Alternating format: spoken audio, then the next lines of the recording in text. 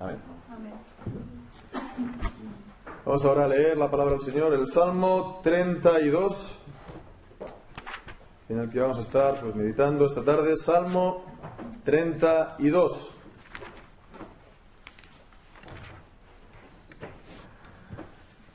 Que dice así: Salmo de David, Masquil. Bienaventurado aquel cuya transgresión ha sido perdonada y cubierto su pecado. Bienaventurado el hombre a quien Jehová no culpa de iniquidad y en cuyo espíritu no hay engaño. Mientras callé se envejecieron mis huesos en mi gemir todo el día, porque de día y de noche se agravó sobre mí tu mano. Se volvió mi verdor en sequedades de verano. Selah. Mi pecado te declaré y no encubrí mi iniquidad. Dije, confesaré mis transgresiones a Jehová, y tú perdonaste la maldad de mi pecado. Selah. Por esto orará a ti todo santo en el tiempo en que pueda ser hallado. Ciertamente, en la inundación de muchas aguas no llegarán estas a él. Tú eres mi refugio, me guardarás de la angustia. Con cánticos de liberación me rodearás. Selah. Te haré entender y te enseñaré el camino en que debes andar. Sobre ti fijaré mis ojos. No seáis como el caballo o como el mulo sin entendimiento, que han de ser sujetados con cabestro y con freno, porque si no, no se acercan a ti. Muchos dolores habrá para el impío, mas al que espera en Jehová le rodea la misericordia. Alegraos en Jehová y gozaos justos, y cantad con júbilos, todos vosotros los rectos de corazón. Amén. Señor, bendiga su santa palabra. Hemos leído este salmo, Salmo 32, que este es el segundo de los llamados salmos penitenciales en el Salterio en la Biblia, ¿no? Penitenciales que tienen que ver, bueno, la raíz de penitencia, arrepentimiento, ¿no? Son los salmos de arrepentimiento, y que en la Biblia son 7. Son 7. ¿Alguien sabría decir alguno?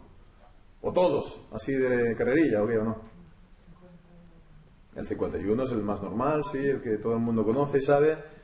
Pero antes hay dos más. El primero salmo penitencial es el número... No. El salmo número 6 es el primero. 32 hemos dicho el segundo.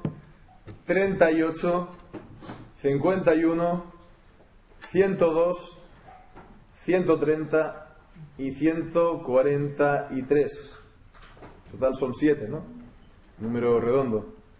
Pues aunque también evidentemente hay otros salmos en los que el tema también del arrepentimiento está presente de una u otra manera. Bien, pues este es un salmo de arrepentimiento, es un salmo penitencial, pero también en este salmo encontramos expresiones de gozo, de júbilo, ¿no? Y así acaba el salmo. Como estamos viendo, pues últimamente, semana tras semana, los salmos normalmente están relatando una experiencia personal de David, y pues al final lo vuelven esta experiencia como un motivo también de exhortación al pueblo, o un motivo de gozo al pueblo, y vemos aquí es lo que también aquí el salmo acaba: alegraos en Jehová, gozaos justos, y cantad con júbilo, dice, cantad con júbilo todos vosotros los rectos de corazón. Así, por lo tanto, vemos penitencial, también con expresiones de gran júbilo, y también, por otra parte, es un salmo que da enseñanza e instrucción, como todos los demás, ¿no? De alguna u otra manera. Aquí lo vemos incluso en el título, cuando dice masquil. Esta palabra masquil tiene que ver, significa, con la idea de instrucción. Entonces es también un salmo que nos está dando instrucciones importantes. ¿Y en qué nos puede estar dando instrucciones importantes este salmo? ¿No? Bueno, pues estamos viendo en el Evangelio de Marcos la semana anterior arrepentíos porque el reino de los cielos ha llegado, se ha acercado. Bien, el arrepentimiento, la conversión, pues un ingrediente también muy importante de la confesión, perdón, del arrepentimiento, que me ha adelantado la confesión del pecado, porque es necesario, es una instrucción también importante acerca del arrepentimiento y de la conversión a Dios. Bien, pues es un salmo penitencial, pero también expresión de gran júbilo, y de hecho comienza este salmo con dos bienaventuranzas. En el versículo 1, en el versículo 2 hay dos bienaventuranzas. Es un tema también apasionante. Las bienaventuranzas, estudiar las bienaventuranzas en el libro de los Salmos. Realmente es algo muy interesante, que os invito a que con una concordancia en la mano, cuando tengáis tiempo, los días del Señor son días fantásticos para hacerlo, pues vayáis viendo las bienaventuranzas en los Salmos y meditar en ella. Bien, pues vemos estas dos bienaventuranzas. Bienaventurado aquel cuya transgresión ha sido perdonada y cubierto su pecado. Vemos, está hablando dos términos para el pecado, la transgresión de la ley de Dios, y también la palabra pecado genérica. Y también pues vemos que hay dos términos para hablar el perdón de la transgresión y su pecado cubierto, de manera que Dios ya no lo contempla como tal. Y a continuación, versículo 2, la segunda bienaventuranza dice: bienaventurado el hombre a quien Jehová no culpa de iniquidad y en cuyo espíritu no hay engaño. En la versión antigua pues hay un lenguaje más preciso cuando dice: bienaventurado el hombre a quien Jehová no imputa iniquidad.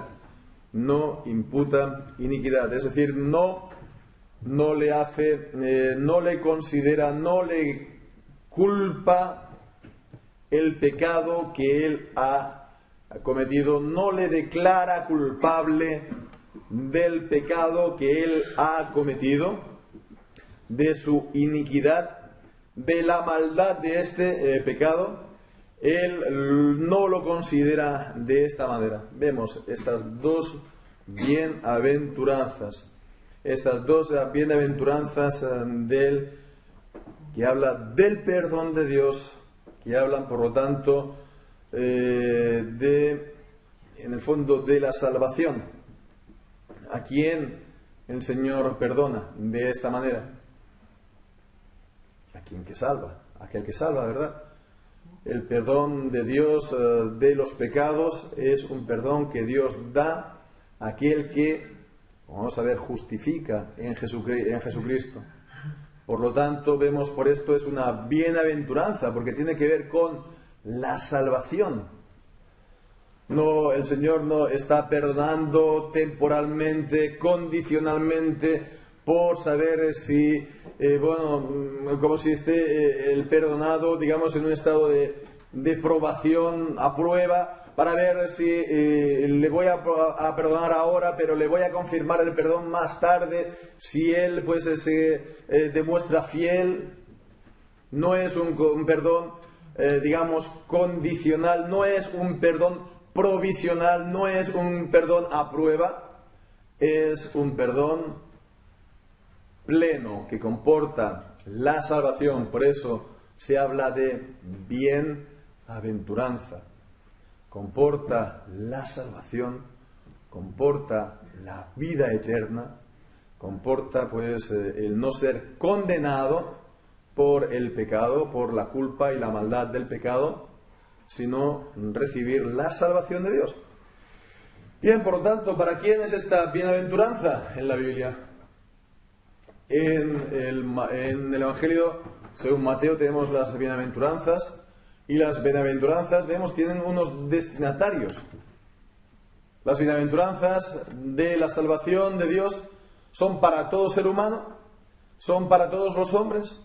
Es una gracia universal, una gracia para salvación universal, Al final todos los hombres van a ser salvos.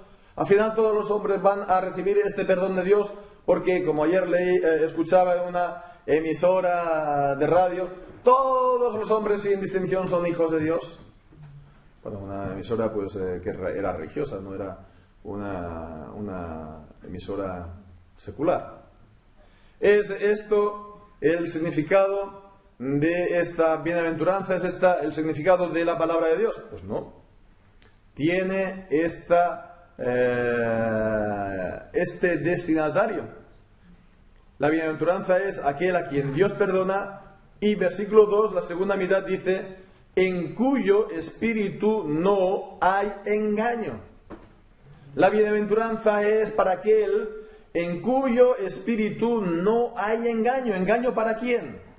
Pues por el contexto del Salmo no está hablando de que está intentando o tratando de engañar a los hombres. Aunque claro, evidentemente que eso también es importante, que los hombres no mientan a los hombres y que sean fieles en su palabra y que sean pues confiables, su sí sea sí, su no sea no. Pero no es este significado de este salmo, porque tiene que ver con Dios. No tiene engaño para con Dios. Y entonces vemos la segunda estrofa. Vemos que está dividido también este salmo en estrofas. La segunda estrofa del versículo 3 y 4 está, pues, digamos, explicando, digamos, es como si fuera un flashback, ¿no? Es decir, retrocediéndose, ¿no? Al pasado, a su historia, a lo que él había vivido. Nadie diría que por el comienzo era un salmo penitencial, pues ahora vemos el porqué. Dice el versículo 3, mientras callé, se envejecieron mis huesos en mi gemir todo el día, porque de día y de noche se agravó sobre mí tu mano, se volvió mi verdor en sequedades de verano. Entonces de aquí que David había callado. ¿Callado acerca de qué?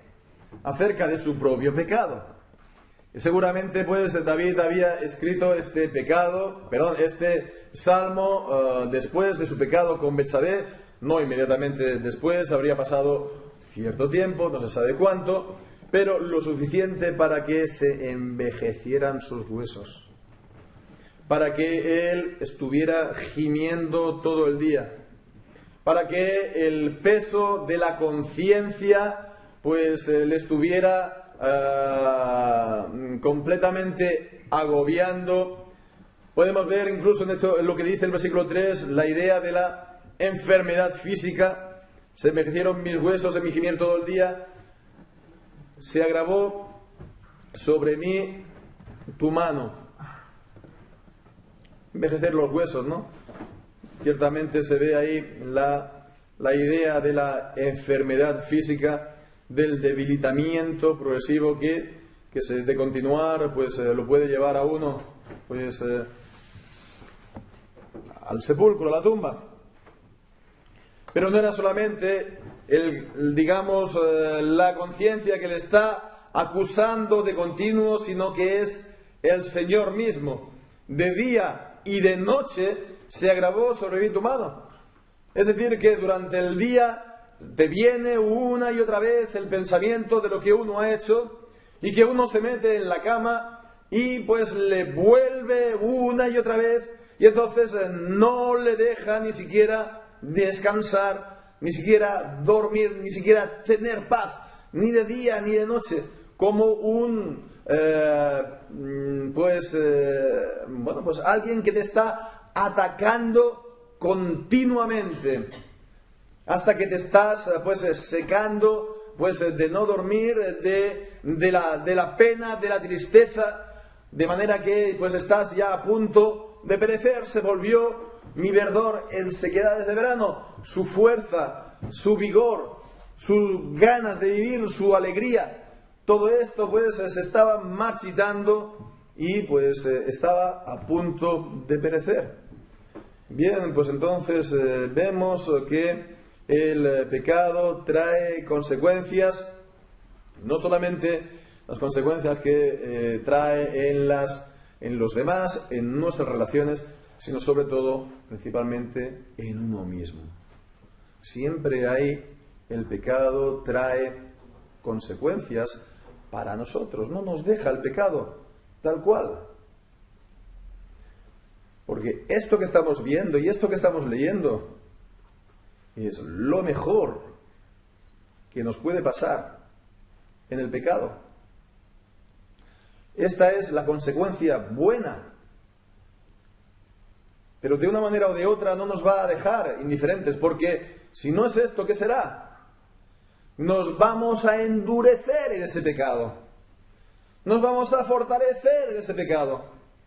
Esa llaga pues se va a cerrar y se va a endurecer como un callo y va a ser pues al final tan dura como la piedra y nadie nos va a decir nada, ni nuestra voz de conciencia, ni el Señor, y se va a poner nuestra frente dura como el bronce delante de Dios.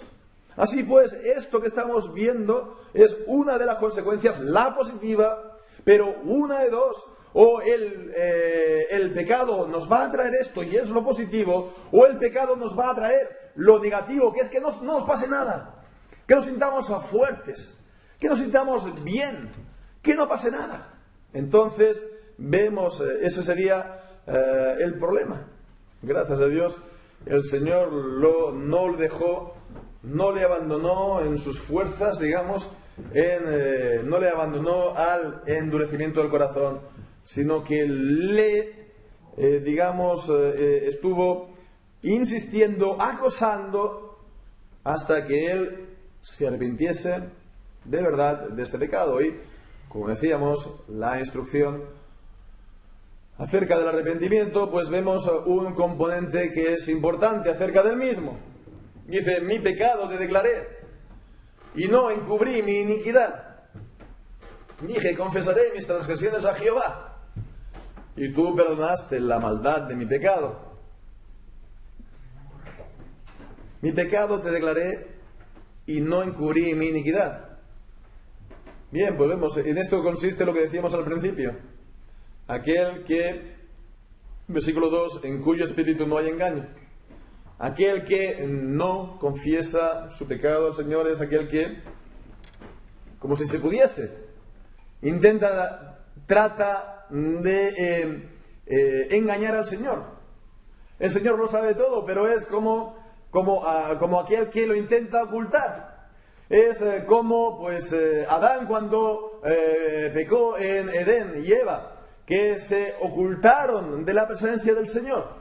Así pues hace el hombre no arrepentido de sus pecados e intenta ocultarse de Dios, ocultar sus pecados, y de esa manera uno no va a recibir pues el bien, no va a recibir lo que hemos visto, la bienaventuranza del perdón. Es necesario la confesión de los pecados para recibir el perdón de Dios. Dije: mi pecado te declaré y no encubrí mi iniquidad. Dije: confesaré mis transgresiones a Jehová. Y consecuencia, tú perdonaste la maldad de mi pecado. Aquí nos está hablando pues de confesar el pecado a un sacerdote, o ni siquiera la de confesar el pecado a un creyente, a un hermano o una hermana. Sí que es cierto que a veces nos puede resultar de ayuda pues confesar, hablar de nuestros problemas, etcétera, a un pastor para recibir guía, o incluso a los hermanos. Y de hecho en Santiago dice: confesaos vuestros pecados unos a otros para que seáis sanados.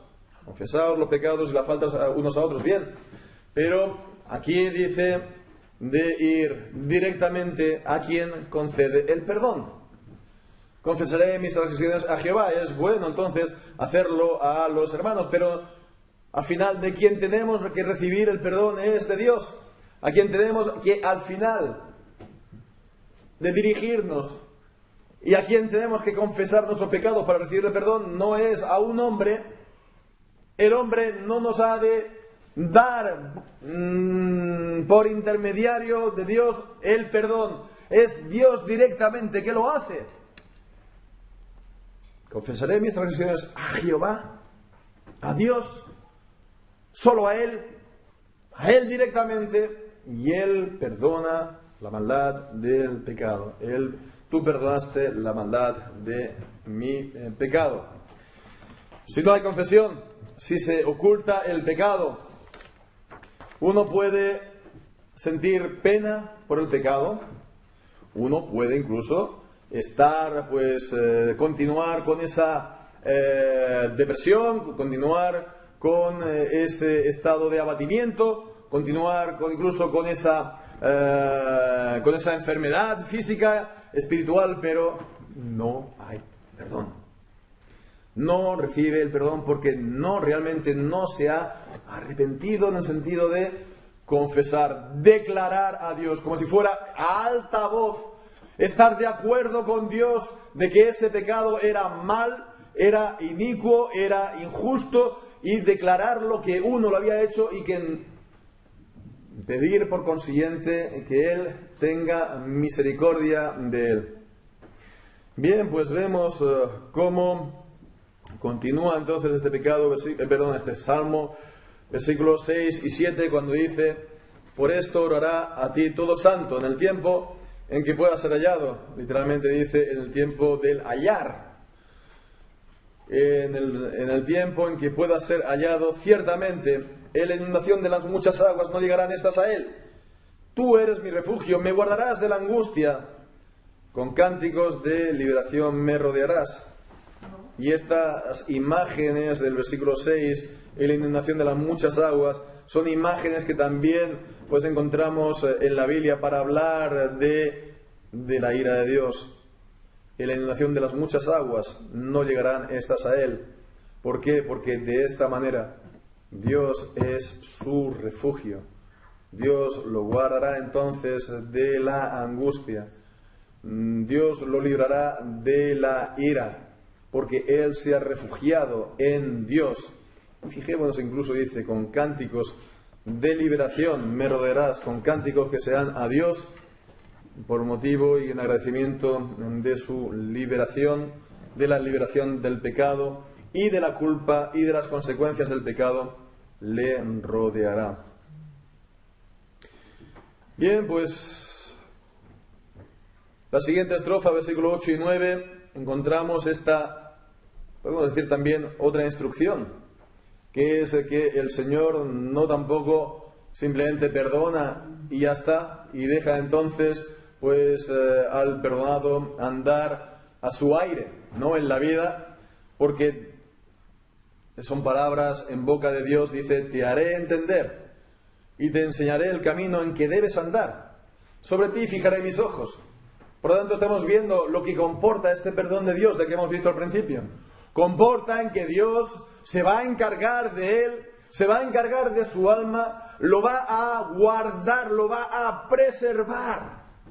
Ese perdón comporta, por lo tanto, la misericordia de Dios, la justicia de Dios. Comporta también, por lo tanto, la salvación y, por consiguiente, la perseverancia de los santos. Ese perdón, como decíamos al principio, no es condicional, provisional, etcétera, etcétera, sino que es un perdón que comporta la salvación, incluido, por lo tanto, la perseverancia. El Señor lo va a hacer.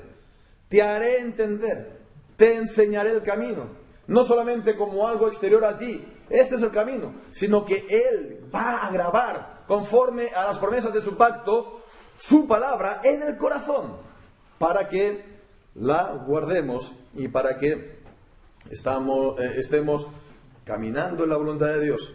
Sobre ti fijaré mis ojos.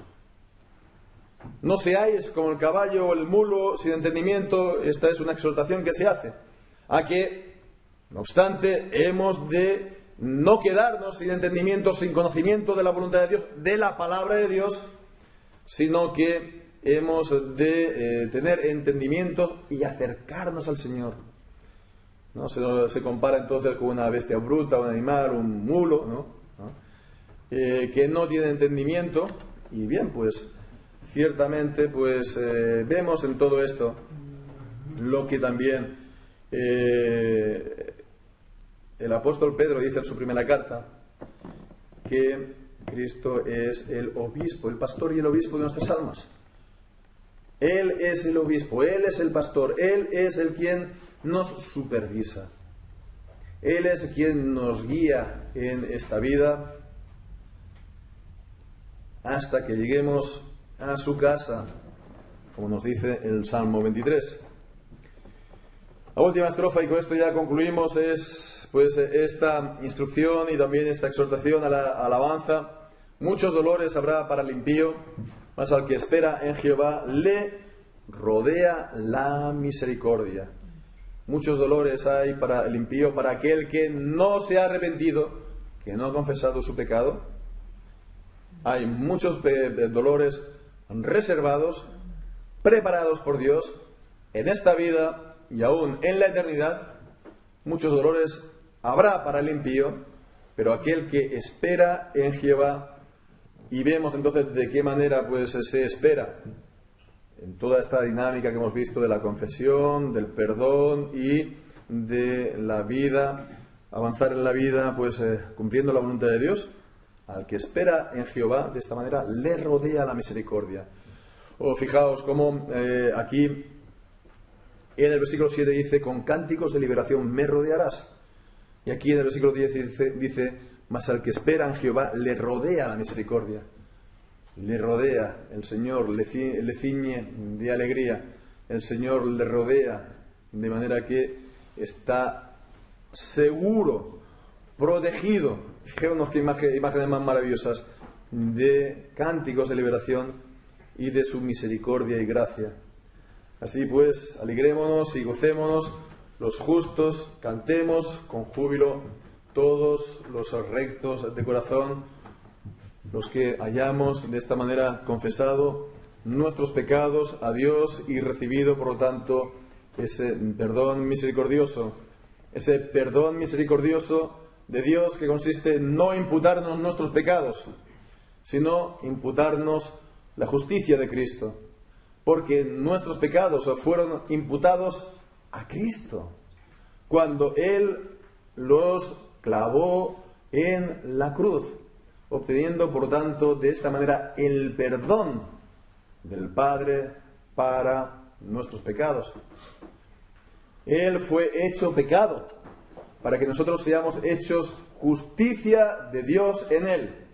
Aquí se nos dice, por lo tanto, se nos habla, por lo tanto, de esta no imputación, de este no imputación del pecado, esta liberación de la culpa del pecado.